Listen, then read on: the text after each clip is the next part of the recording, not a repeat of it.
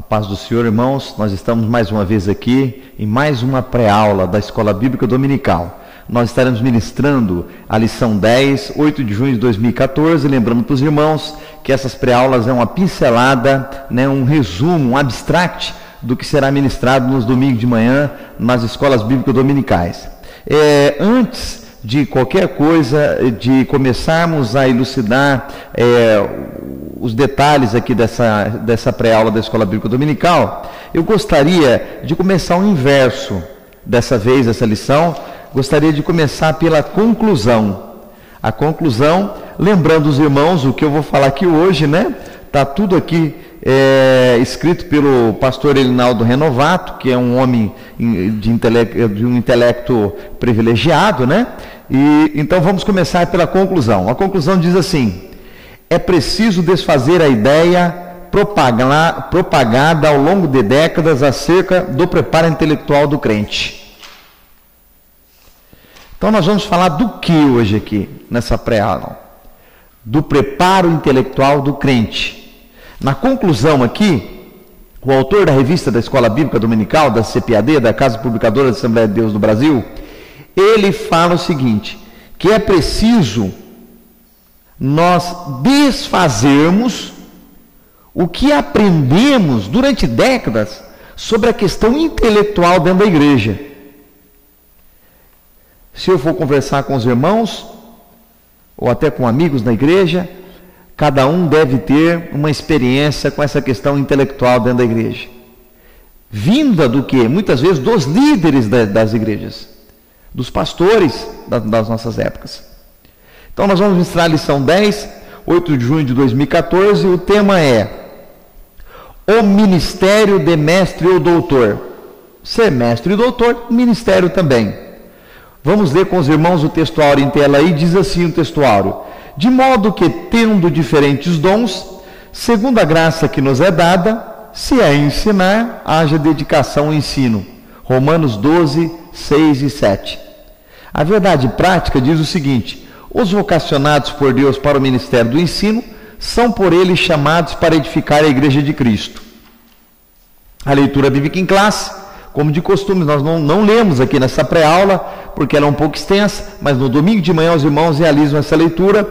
Ela encontra-se em Mateus 7, 28 e 29, Atos 13 e 1, Romanos 12, 6 e 7, Tiago 3 e 1.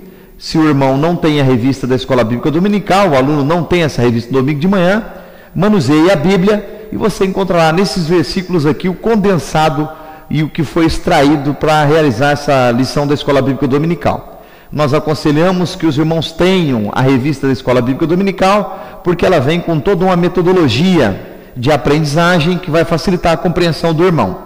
A introdução diz assim, a introdução dessa pré-aula: o ministério do ensino da palavra é primordial para a igreja exercer o discernimento no que tange ao tempo em que vive, culturas, teologia e filosofias.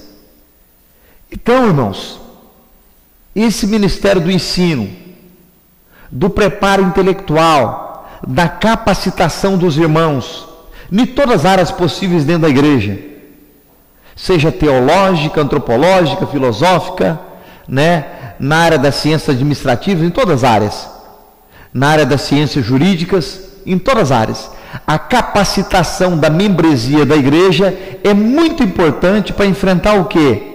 A cultura atual que nos apresenta, o momento teológico, as diversas filosofias que o mundo manda para dentro da igreja.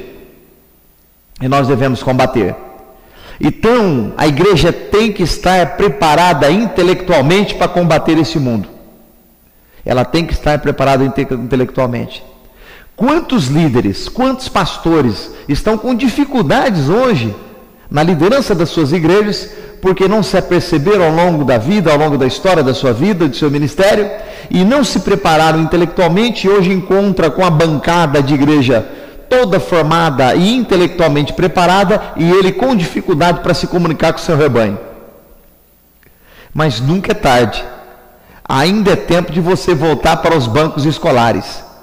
Ainda é tempo também de você voltar para um seminário, para uma faculdade, para uma escola teológica e melhorar. Porque diz aqui o nosso o nosso textuário. Se é para ensinar, haja dedicação ao ensino. Dedicação, o que é? Se prepare, se capacite. No item 1, no capítulo 1, diz assim: Jesus, o mestre por excelência. O capítulo 1 subdivide-se em item 1, o mestre da Galileia, item 2, o mestre divino, item 3, o mestre da humildade. O item 1, o mestre da Galileia, diz assim: doutor incomparável, percorria Jesus toda a Galileia, ensinando nas suas sinagogas e pregando o evangelho do reino. Jesus, e eu gosto desse evangelho que se apresenta por aí, aonde as pessoas apresentam um Jesus fraquinho, um Jesus simplório, um Jesus camponês. Eu gosto muito dessas expressões, né? No sentido assim, entre aspas, gosto muito. Apresenta um Jesus muito simplório, não preparado intelectualmente, né? Um Jesus que tem muita, né, unção, mas um Jesus não preparado intelectualmente, um Jesus camponês, quando Jesus não era isso. Jesus não era isso. Nós não podemos confundir humildade com não preparo intelectual. Nós não podemos confundir humildade, né, com falta de capacitação. A pessoa pode ser muito bem preparada intelectualmente e pode ser muito humilde, inclusive na casa do Senhor. E eu já vi ao inverso, muito ao inverso na casa de Deus, pessoas não preparadas intelectualmente, que de humildade não tinha nada, mas também vi muitas pessoas preparadas intelectualmente, que eram pessoas totalmente humildes. E Jesus, diz aqui, percorria toda a Galileia, e ele ensinava onde? Na sinagoga. Na sinagoga daquela época nós sabíamos que era fonte de cultura, de filosofia, era onde os mestres, os doutores discursavam. E Jesus ensinava nas sinagogas.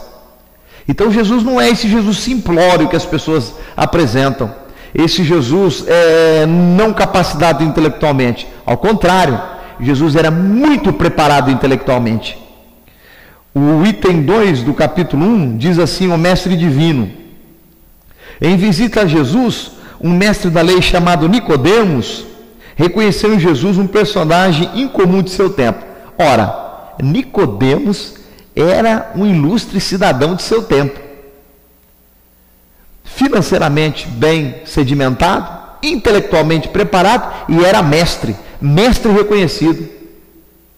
E Nicodemos, ao ver Jesus, ele viu que era um personagem incomum para o seu tempo, ou seja, uma pessoa de uma capacidade intelectual muito grande. Aí alguns podem dizer: mas ele era o filho de Jesus, ele era o filho de Deus, Jesus tinha tudo. Não, ele se fez homem. Jesus se fez homem.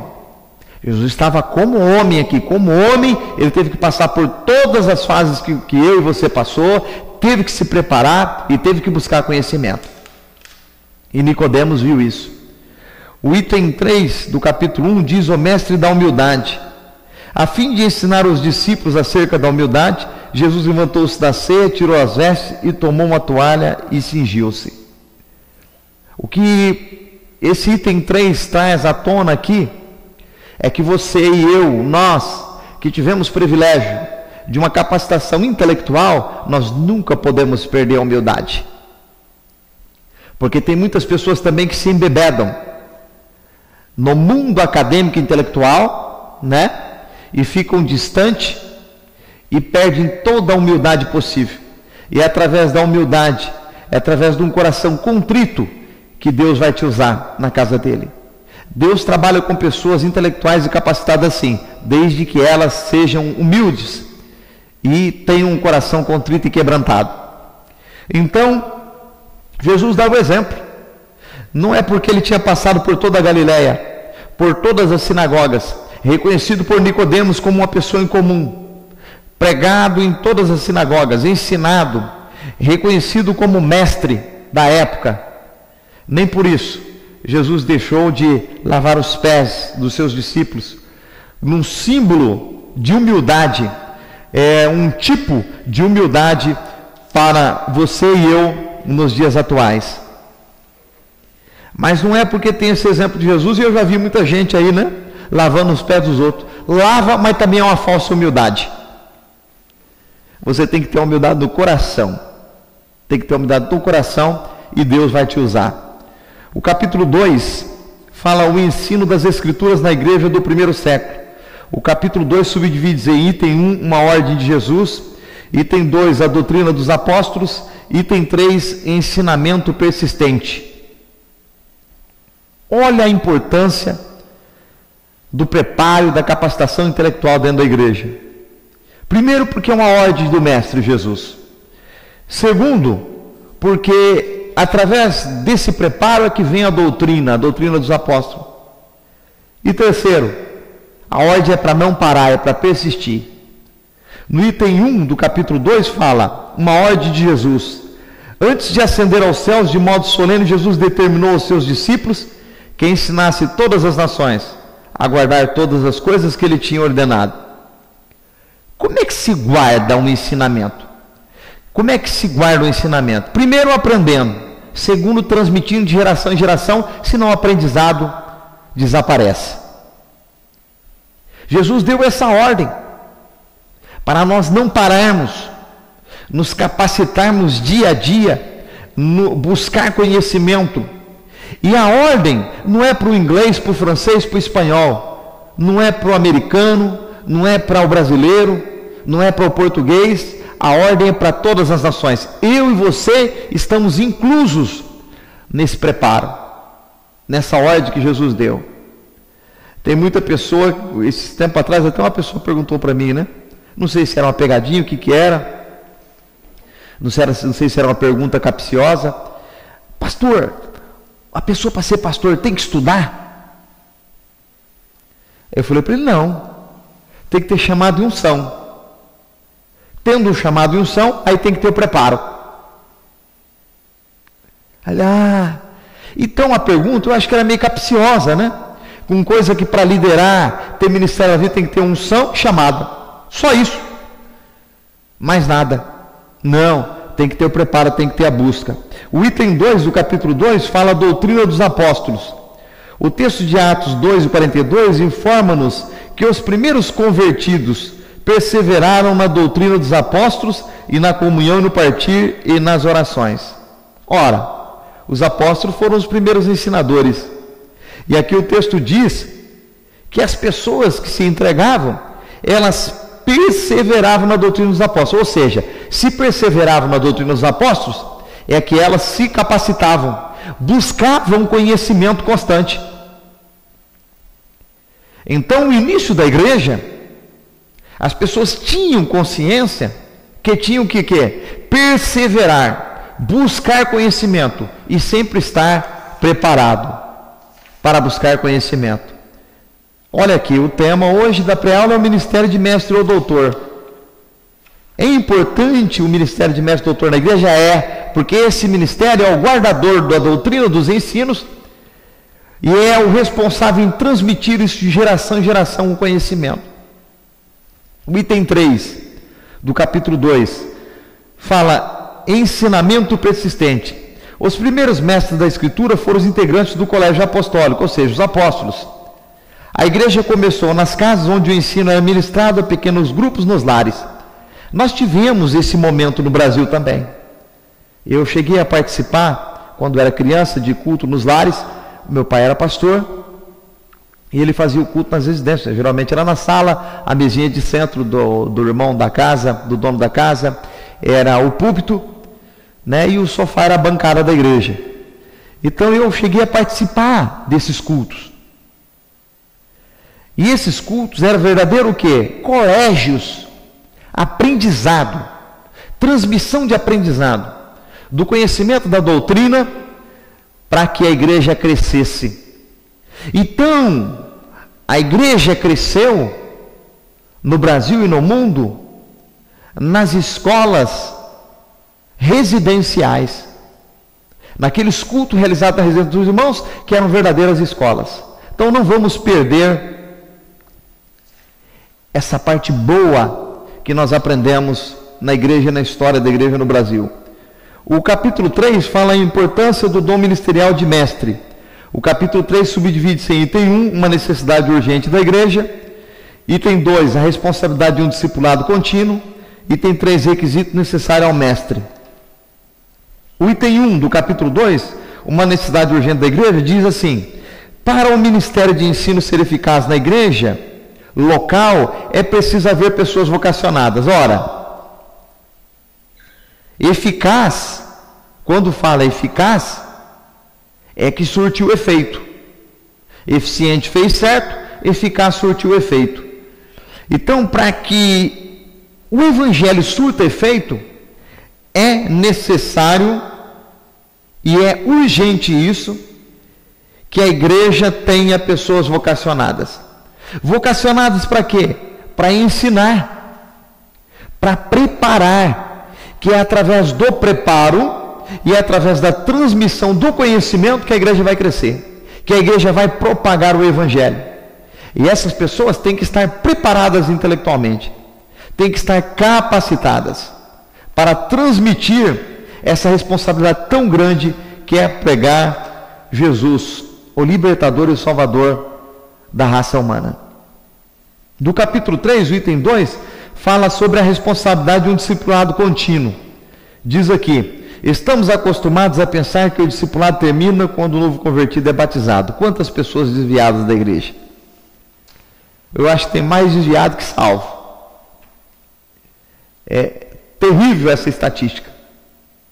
Quantas pessoas entram na igreja, mas que multidão também que sai. Porque nós fazemos errado. Nós batizamos a pessoa e falamos missão cumprida. Mas quando a pessoa é batizada, aí ela está iniciando a caminhada. Então, o discipulado, ele tem que ser contínuo para o novo convertido e contínuo para mim e para você também. O que é o discipulado? O aprendizado. O conhecimento não acaba nunca. A busca pelo conhecimento não acaba nunca. Quando eu dava aula nos cursos de graduações em faculdades, o aluno perguntava: professor, quando eu vou terminar os meus estudos? Eu falava: olha, tem uma péssima notícia para te dar: nunca. Porque o que você aprendeu há 6 meses já ficou ultrapassado, você tem que aprender tudo novamente. Então o conhecimento ele tem que ser contínuo, o aprendizado, a busca do conhecimento é contínua. Então não pare, busque conhecimento.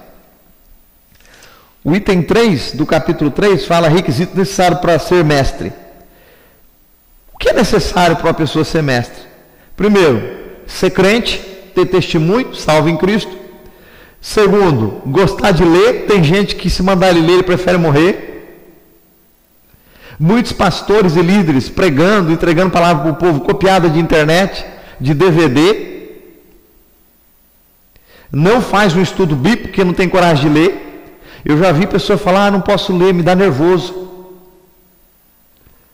Olha o absurdo.